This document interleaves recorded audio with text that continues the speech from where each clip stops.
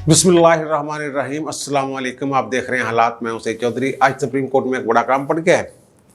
वो बज़ाहिर एक मामूल की कार्रवाई है, लेकिन उसके असरात जो हैं वो बड़े दूरस होंगे और जो नताइज हैं उसके वो हमारे आइन के लिए और अदलिया के लिए किस हद तक खुशाइंद हो सकते हैं, इस पर बात करूँगा। और मैं क्यों समझता हूँ बड़ा अहम मामला है। बज़ाहिर ये मामूल की कार्रवाई, लेकिन मैं उसको क्यों अहम समझ रहा हूँ ये मैं अभी बताता हूँ। और फिर एक अहम तब्दीली के लिए, किसी जर्नैल की तब्दीली के लिए खान साहब जो हैं वज़ीर-ए-आज़म इमरान खान, उन पर दबाव बढ़ रहा है। और फिर कोई ब्लैकमेल ग्रुप भी जो है, जो खान साहब के बकौल ब्लैकमेलिंग वाले होते हैं, वो भी सामने आ गया। और फिर जो हमारे वज़ीर-ए-आज़म एब्सोल्युटली नॉट, मैं कहता रहा हूँ कि ये फंसाएगा हमें। और अमेरिका में कोई बिल पेश हो गया है, पास तो नहीं, वो भी पेश हुआ है, उस पर बात करेंगे। लेकिन इससे पहले मैं जो कल का व्लॉग था उस पर हमारे एक दोस्त हैं ज़फ़र इकबाल साहब, उन्होंने कहा जनाब मैं तो सही चोरी को पटवारी सिर्फ समझता, ये तो NTPP है।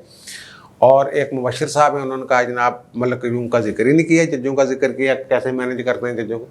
यार वो मलक क़य्यूम वाली जो बात है ना, मैं कई दफ़ा कर चुका हूँ, वो टेप स्कैंडल वाली, बेनज़ीर भुट्टो वाली बात। और मैंने हाई कोर्ट्स का जिक्र ही नहीं किया था उसमें।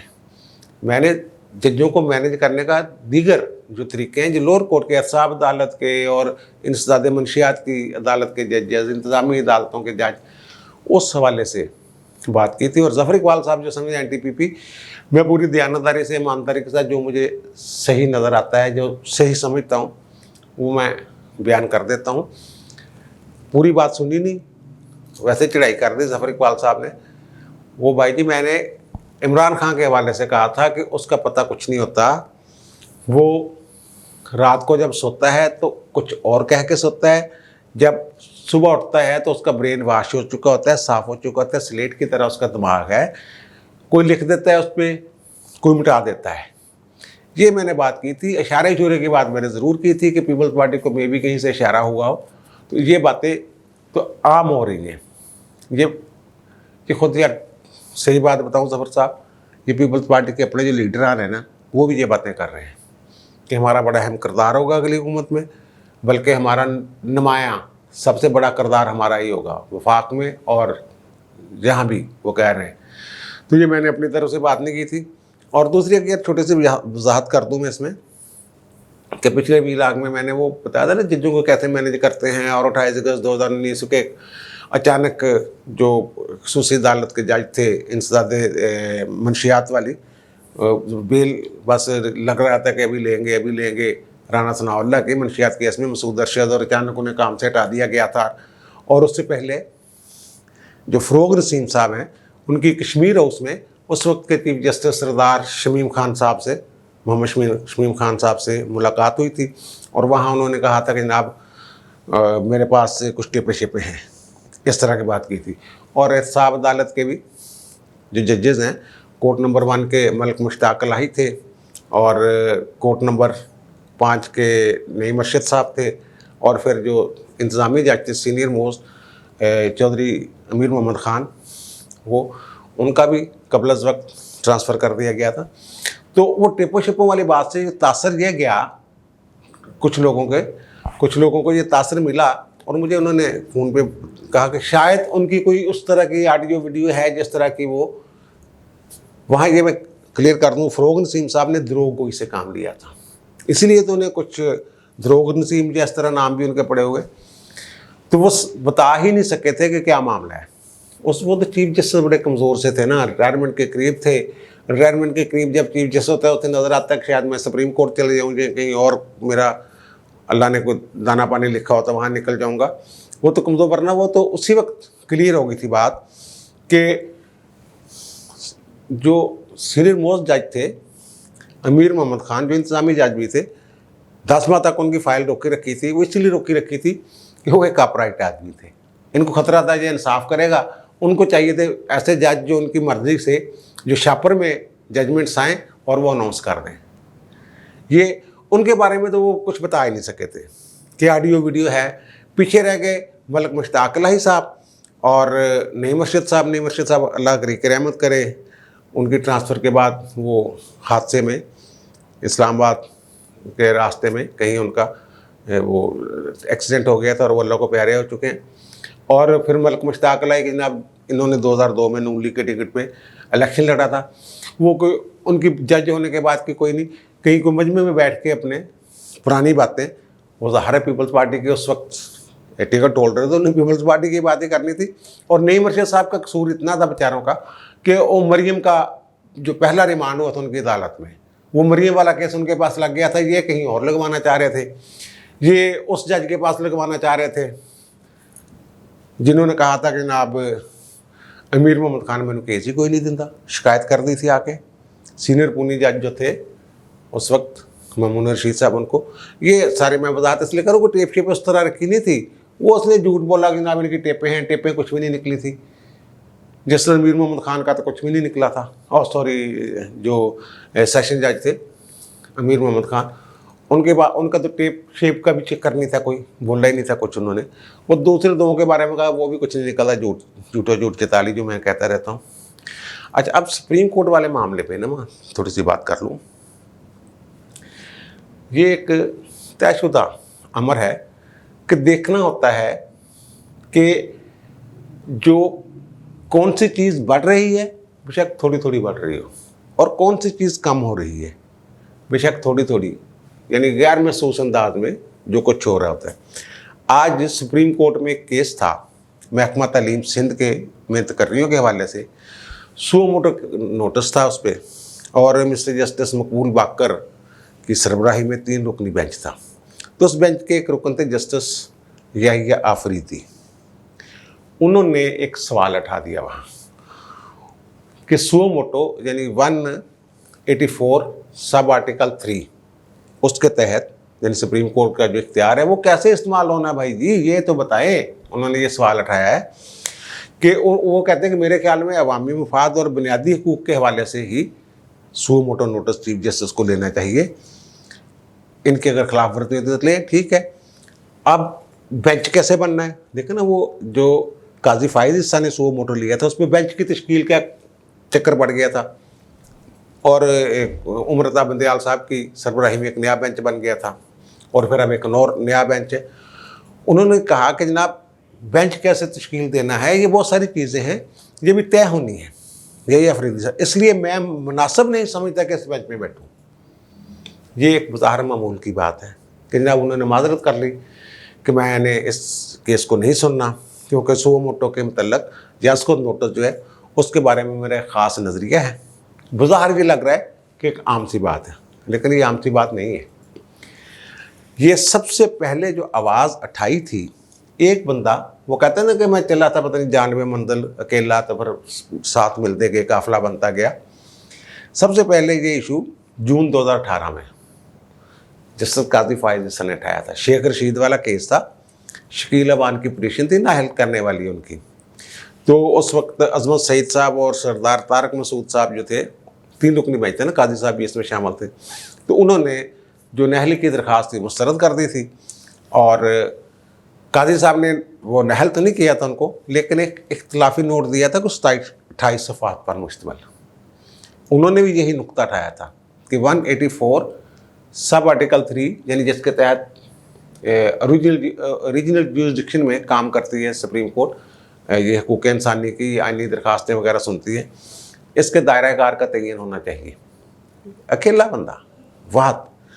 उसके बाद पेशावर में गए, वहाँ साकिब निसार साहब चीफ जस्टिस से उस बेंच में, काजी साहब ने यही सवाल वहाँ उठाया 184 सब आर्टिकल 3 वाला, तो उन्होंने बेंच ही तोड़ दिया और वह जस्टिस मंसूर अली शाह के साथ 2 रुकनी बेंच बैठा 3 की बजाय। और फिर उसी बेंच के एक रुकन यानी पेशावर वाले में जो काजी साहब ने जजमेंट दी, उसके साथ इत्तेफाक किया जस्टिस मंसूर अली शाह ने, 2 हो गए। अब ऐसे ही आगे तादाद बढ़ती जा रही है, बढ़ रही है। आपको याद होगा कि जस्टिस काजी फाइज ईसा ने जब अपने रेफरेंस को चैलेंज किया है तो 10 रुकनी बेंच बना था। 3 लोगों ने कहा था रेफरेंस भी फारग और एफबीआर को कार्रवाई का भी इख्तियार नहीं। लेकिन 7 जज थे, 7, जिन्होंने कहा था कि जनाब कार्रवाई का इख्तियार है, कार्रवाई करे, बल्कि एफबीआर को हदायत की थी उन्होंने। उस वक्त जो 3 जज थे जिन्होंने कहा था जनाब रेफरेंस भी फारग और एफबीआर की कार्रवाई फारग, वो थे जस्टिस मकबूल बाकर, जस्टिस सैयद मंसूर अली शाह और जस्टिस याहिया अफरीदी। 3 ठीक हो गया। अब तादाद देखें कैसे बढ़ रही है। आइन से मोहब्बत करने वाले या आइनी दायरे के अंदर रहकर इख्तियारात इस्तेमाल करने की बातें करने वाले जजेस, फैज़ाबाद वाले धरने को छोड़ दें, उसकी बात अलग है। अब इसमें जनाब 10 रुकनी, फिर उसमें नज़रसानी की काजी साहब ने और वकला तंजीमों ने। फैसल अरब साहब जो थे पहले 7 में से वो रिटायर हो गए, उनकी जगह अमीनुद्दीन खान साहब आ गए। अब नज़रसानी वाली जो दरख्वास्त है उसमें क्या फ़ैसला होता है, क्या रेशो होती है? उसमें जनाब 6-4, यानी जो पहले 3 थे वो 6 हो गए, जो 7 थे वो 4 रह गए। जिन्होंने ये कहा कि एफबीआर भी कार्रवाई नहीं कर सकती, रेफरेंस भी कलादम। और उनमें फिर जस्टिस मंजूर मलिक साहब आए, 7 में से निकल के इधर 6 में आ गए। मदर आलम खान मंदोखेल साहब उनमें से निकल के इधर आ गए। और फिर जस्टिस मकबूल बाकर, सैयद मंसूर अली शाह और याहिया अफरीदी तो थे ही। फैसल अरब साहब की जगह अमीनुद्दीन खान साहब आए थे। ये 2021 की बात है, मेरे ख्याल अप्रैल की गल होनी है। उस वक्त ये तादाद इधर आ गई। अब जो है ना कि जनाब सुप्रीम कोर्ट में ख़ास जहन रखने वाले लोग हैं जो कहते हैं कि जनाब ये इस्टेब्लिशमेंट का हिस्सा है अदलिया, और उन जजों के बारे में बातें होती रहती हैं, आए दिन होती रहती हैं। लेकिन ये जजेस जिनकी मैं बात कर रहा हूँ, जो 1 से 2, 2 से 3, 3 से 4, फिर 5, फिर 6, 1-2 और भी हो सकते हैं, तादाद बढ़ रही है उन जजों की जो कह रहे हैं कि अंधाधुंध किसी की यार मोहब्बत में मुब्तला नहीं होनी चाहिए, जो आइन और कानून कहता है उसके मुताबिक चलना चाहिए। ये याहिया अफरीदी साहब की इस कार्रवाई को आप दूरबीन लगा के देखें, सिर्फ ऐसे ना देखें कि जनाब ये आज ऐसे हो गया और वो हो गया। जो उन्होंने सवाल उठाए हैं ये 2018 से शुरू हुए थे। पहला सवाल 2018 में आया था और 3 साल में कितने लोग हो गए, गिनती आप खुद कर लें। और इसके बाद हम जनाब आते हैं उस जो आपके वज़ीर आज़म साहब ने एब्सोल्युटली नॉट कहा था, उसके बाद मैंने 2-3 व्लॉग्स की और मैंने कहा था यार कितने तो नवा चंद ना चढ़ा बैठे। वो अमरीका वाले जेडे ने इदा ही होंगे ने, उन्होंने इतों हजीमत का सामना करना पाया, परेशान ने। उपरों ये इमरान खान साहब बगैर किसी बात के, एक क्लोज चैप्टर है, बंद हो चुका है कि पाकिस्तान ने किसकी मदद की नहीं की, कैसे आए कैसे गए, किसकी जंग लड़ी, वो चैप्टर क्लोज हो गया, वो चले गए। तो ये इन्होंने शुरू किया जनाब, ठीक है हमारी शहादतें हुई हैं, पैसा खर्च हुआ है, लेकिन भाई जी रियासत ने मंजूरी दी थी, जो भी था उस वक्त रियासत का हेड, तो सारा मामला चल गया, वो चला था। और आपके जो वज़ीर दाखिला हैं आज फिर वो अमेरिका में ना सेनेट में ये सारा मामला हो रहा है। वहाँ दफाई कमेटी और दीगर जो है international relation committee, foreign relation committee, वहाँ वो ना इस सारे मामले का तिया पंचा कर रहे हैं। वहाँ बहस हो रही है, डिबेट हो रही है कि ये अफ़गानिस्तान में फ़ौजें निकलनी चाहिए थी, ये नहीं निकलनी चाहिए थी। वो मार्क मिली जनरल ने कहा कि मैंने कहा था नहीं निकलनी चाहिए, लेकिन सदर का हुक्म था तो मैं पॉलिसी तो नहीं बना सकता। तो इस तरह की बातें। हमारे वज़ीर दाखिला जो शेख रशीद साहब हैं वो भी अपनी तर्ज के अजीब आदमी। उनका जनाब वो जो सेनेट में बिल पेश हुआ है ना, उससे पाकिस्तान की मुश्किलात में इजाफा हो सकता है, लेकिन हम पीछे नहीं हटेंगे। उनकी समझ का वैसे अंदाज़ा आप इस बात से लगा लें, वो न्यूजीलैंड की टीम वापसी पे गए, इतनी हमने सिक्योरिटी दी हुई थी जितनी न्यूजीलैंड की फ़ौज भी नहीं है। और भाई अगर इतनी सिक्योरिटी दी हुई थी इसका मतलब दाल में कुछ काला था, इसका मतलब सिक्योरिटी की ज़रूरत थी, इसका मतलब हालात ठीक नहीं है। आप अपने मुंह से तस्लीम किए जा रहे हैं। सिक्योरिटी दी हुई थी लेकिन उसका अजहार करना है ऐसे कि जनाब इतने हज़ार बंदे लगा दिए, इतने हज़ार बंदे लगा दिए, अब वो कह रहे होगा। ओ भाई बिला वजह एक मामले में टांग अड़ा के एमी एब्सोल्युटली नॉट। वो कहते असं मंगे ही कुछ नहीं, जैसे वैसे बेइज्जत करने की बात कि जनाब मैं आपको भीख नहीं दूंगा। मैं चिराग दिन को जो भीख नहीं दूंगा, वो चिराग दिन ने तो मंगी कर दूंगा, वो चिराग दिन हमें बिला वजह बेकारी डिक्लेयर करता तो उसे ये सारा। अब वहाँ जो उनकी फॉरेन रिलेशन कमेटी है सेनेट की, वो सेनेटर हैं जिम रिश, उन्होंने और रिपब्लिकन्स ने एक बिल पेश कर दिया है, वो Afghanistan counter terrorism oversight and accountability act. वो कहते हैं जनाब, जब 9/11 के बाद जब हम वहाँ गए हैं 20 साल में, जिन लोगों ने तालिबान की मदद की है माली तौर पे, ज़बानी कलामी, असले के ज़रिए या अमलन जैसे भी मदद की है, उन सबको पकड़ो। और ख़ास तौर पर उन्होंने ये कहा है कि पाकिस्तान का क्या किरदार रहा है। वो कहते हैं कि तालिबान में इतनी शक्ति थी कि वो 15 दिन में ही फटाफट पूरे काबुल पर कब्ज़ा कर लें और वादिया पंजशेर पर कब्ज़ा कर लें। वो कहते हैं पाकिस्तान की इसका किरदार चेक करें, और अगर किरदार निकल आया तो फिर वो शीरी मज़ारी वैसे थोड़ी सी समझदार खातून है कि उन्होंने कहा कुर्बानी का बकरा बना रहे हैं हमें, फिर तो कुर्बानी का बकरा तो भाई जी तुम आप ही कह रहे हो, ठीक है ना। पंजाबी का एक मुहावरा के जांदिए बुलाए दोपहरा कट के जाई, यानी कि बुला जा रही है कि उसको आज आजा मेरे को थोड़ी देर ठहर जा। खान साहब यानी कि वो आ बैल मुझे मार, वो खान साहब यही काम कर रहे थे, और करते करते मामला जहाँ तक पहुँच गया जनाब, वो जैसे कहते ना, एक पता नहीं कितने पड़ा था अभिनंदन को कप, और फिर हम जो कप से तासर देना चाह रहे थे काबुल में, वो भी पता नहीं कितने में पड़ेगा। एम बिला वजह लाते डाने की जरूरत है, खामोशी जो खामोशी तो चंगी गल ही कोई नहीं, तुम अपने अंदर खाते जो करना करी जाओ, तुम उन्होंने चैलेंज कर रहे हो अमरीका नूं, अमरीका एक सहारा। और दूसरी जो बात है कि अहम तब्दीली वाली, खान साहब पर दबाव बढ़ रहा है। वो जनाब हमने ख़बर दी थी कि आर्मी चीफ ने कोई तब्दीली चाहते थे कि ISI के चीफ की तब्दीली के हवाले से, तो खान साहब ने एक नाम दिया जो DGI SPR साहब कोई साहब थे, उनका नाम दिया कि जनाब फिर इनको लगा दे। तो उन्होंने जो ज़राए बता रहे हैं कि आर्मी चीफ ने कुछ कहा कि ये नहीं हो सकता, या कोई मसला हो सकता है, या क्या है क्या नहीं है।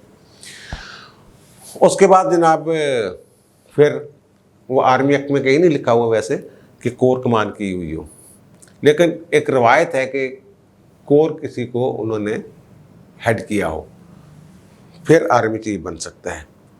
तो ज़ाहिर है 2022 में नवंबर में जो 4 सीनियर मोस्ट लोग होने, उनमें फैज़ अमीर साहब भी होने जो इस वक्त, लेकिन उन्हें कोर जब नहीं मिल रही तो वो कहते हैं जनाब खान साहब ने कहा कि नहीं इन्हें रहने दो, बड़ा बहुत अहम मामलात वो देख रहे हैं तो रहने दें।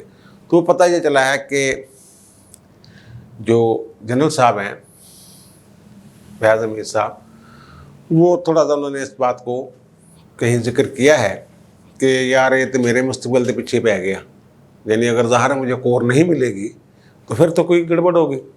तो ये बात किसी न किसी तरीके से कैसे भी जैसे भी जिसने पहुंचाई है खान साहब तक पहुंच गई, और पता ये चला है खान साहब को ये बताया गया है कि खान साहब तुसी अभी हर पासे पंगा ले लेंदे तो फौज के मामला ना कीएगा। जब उन्होंने आपको फ्री हैंड दिए हो कि यार खान साहब जो मर्जी करो, सानू बदनाम ना करो, अपोजिशन के साथ जो करना है खुद ही करें, हमें इन्वॉल्व ना करें, हम आपके साथ हैं, लेकिन वो ये हम बदनामी जो अपने कंधों पे ज़्यादा देर उठा नहीं सकते। तो खान साहब आपने बिला वजह अलहदा एक फड्डा। तो अब ये पता चला है कि उन्होंने ये ज़बानी कलामी बातें, लिखी हुई बातें नहीं हैं, कि उन्होंने आर्मी चीफ से कहा है कि आप भेज दें 3 नाम, यानी मतलब ये है कि आइंदा चंद दिनों में अक्टूबर नवंबर या 2 महीनों के अंदर, महीने 2 महीने में ये 3 नाम अगर जा रहे हैं तो उनमें से एक साहब जो हैं, आर्मी चीफ जो 3 नाम भेजेंगे उनमें से एक साहब जो है वो DGI होंगे। और ये नहीं पता कि उनको जो मौजूदा DGI है उनको क्या ओहदा दिया जा रहा है, कोई कोर्ट दी जा रही है, क्या करना है क्या नहीं करना। बहरहाल 2-3 रिटायरमेंटें भी हैं, मे भी उनकी जगह कोई तब्दीली फिर होगी ना आइंदा में, कुछ जनरलों की रिटायरमेंट्स भी हैं। तो इस तरह ये मामला चल रहा है। और दूसरी जो ब्लैकमेलर वाली बात है कि जैसे आप जो सियासतदान ब्लैकमेल करते हैं, माफिया होता है, ये होता है, वो होता है। और आपको पता है कि 7 दिन कोरम पूरा नहीं हुआ असम्बली का, कौमी असम्बली का। वो आपके वज़ीर इत्तलात जो हैं फवाद चौधरी साहब, वो अपना एक पता नहीं किस मौज में होते हैं लोग यार ये। वो कहते हैं कि वो जो है ना रूल कोरम वाला असम्बली का, वो रूल मुअत्तल होना चाहिए कि कोरम पूरन। अल्लाह दे बंदे रूल नहीं है वो। आइंदा आर्टिकल 55 ये 55 55 उसमें लिखा हुआ है कि असम्बली का कोरम चलाने के लिए 1/4 ये आर्टिकल ही रूल में शामिल होगा ना, कि 1/4 यानी 1/4, 1/4 अरकान जो हैं वो हाज़िर होना ज़रूरी है। अगर वो हाज़िर नहीं होते और कोई बंदा निशानदेही कर देते हैं तो इजलास मुलतवी हो जाएगा। ये नहीं कि 10 बंदे बह के ऐवान चलाई जाओ। यानी कि इस आर्टिकल के तहत 86 बंदे चाहिए। और आपके वज़ीर जो इत्तलात हैं वो कह रहे हैं कि जनाब ये आप ऐसा करें कि रूल मुअत्तल करते हो, रूल मुअत्तल होना चाहिए। और रूल नहीं मुअत्तल होना भाई जी, आइन मुअत्तल करना पड़ेगा अगर तो इधर जाना। और फिर जो वज़ीर दिफा हैं वो सुना है कि वो कोई उनका था तहरीक इंसाफ का कोई इजलास जुलूस था, तो वो 22 बंदे लेके अलहदा बैठे रहे हैं, बाद में मनाते रहे इमरान खान। और इमरान खान इनको कहता ब्लैकमेलर जो है माफिया, मुझे ब्लैकमेल नहीं कर सकता। उन्होंने भाई कहा है, उसमें कराची के भी थे, केपी के भी थे, उनका भाई जी पैसे लाओ, फंड दो, असि लोगों की मुंह दिखाना, पैसे दे मामला ना सारा। पहले भी इन्होंने पैसे वैसे दे के कुछ लोगों को साथ मिलाने की कोशिश की थी ना। बुज़दार ने भी कोई ऐलान किया था, इमरान खान ने भी कहा था इतने इतने हर एक को मिलेंगे, 5 अरब पता नहीं कितने, उस तरह का मामला है वो। ये जो इसको मैंने पहले कहा है ना अहम तब्दीली वाली बात, इसको थोड़ा सा जो 22 बागी हैं, जब आप थोड़े से बागी थे फिर वापस आ गए, कभी आ जा रहे हैं, इस तनाज़र में सारा इसको देख ले। अब मुझे दीजिए इजाज़त, इंशाल्लाह दोबारा मुलाकात होगी नए व्लॉग के साथ। अल्लाह हाफ़िज़।